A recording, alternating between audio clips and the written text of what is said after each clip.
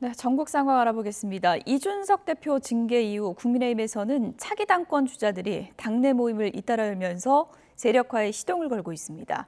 또 전당대회를 앞두고 있는 민주당은 비이재명계 의원들의 최고위원 출마 선언이 이어지면서 개파 간의 경쟁 구도가 뚜렷해지고 있습니다. 국회 취재기자 연결돼 있습니다. 정현우 기자.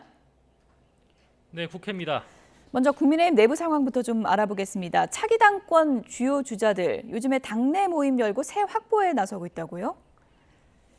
네, 그렇습니다. 이준석 대표의 당원권 정지 징계 이후 권성동 원내대표 직무대행 체제에 돌입한 국민의힘에선 차기 당권 주자들의 움직임이 활발해지고 있습니다.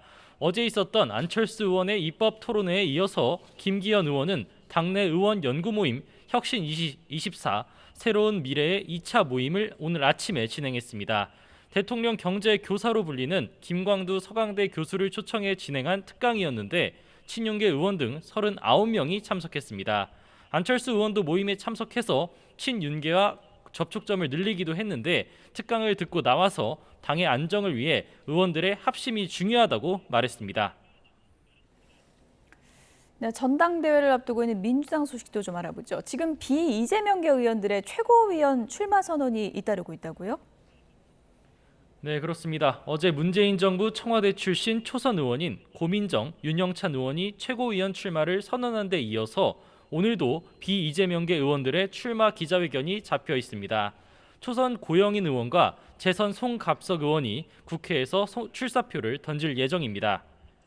비명계 의원들은 지금까지 최고위원 출마를 선언했던 서영교, 양이원영, 장경태 의원 등 친명계 후보들과 대립각을 세울 것으로 보입니다.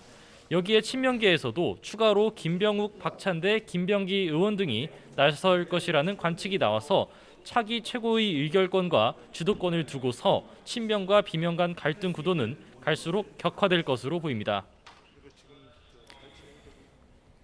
네, 길어지고 있는 원구성 협상 얘기도 좀 해보겠습니다. 어제 국회의장 주재로 여야 원내대표가 또 만나기도 했는데 속도가 좀 붙는 건가요?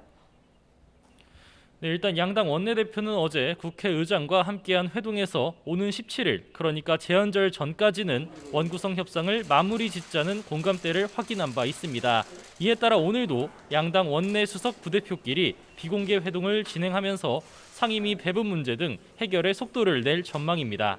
별개로 양당 원내대표들은 국회 정상화의 가장 큰 뇌관으로 꼽히는 사법개혁 특위 구성 등 문제를 두고 논의를 이어가겠다는 계획입니다. 하지만 어제까지도 사개특위를 두고 서로 지난 일에 대해 사과하라며 고성을 주고받았던 여야 간 깊은 감정의 고를 고려하면 해결책이 금방 나오긴 힘들 거란 관측이 지배적입니다. 지금까지 국회에서 YTN 정현우입니다.